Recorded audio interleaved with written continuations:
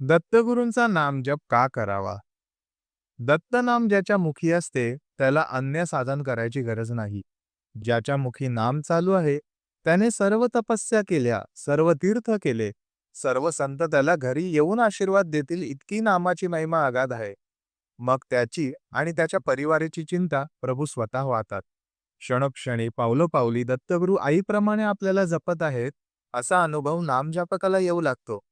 जेव्हा आपण जिभेने नाम घेतो, तेव्हा नामामृताचा रस हळूहळू आपल्या पोटात जातो आणि त्याने आपले मन शुद्ध होते आणि श्री दत्त हृदयात प्रकाशित होतात व पुढील मार्गदर्शन करतात.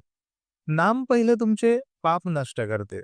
म्हणून सुरुवातीला नाम घेतल्याने आपल्याला त्रास होतो. म्हणून नाम घेणे सोडू नये.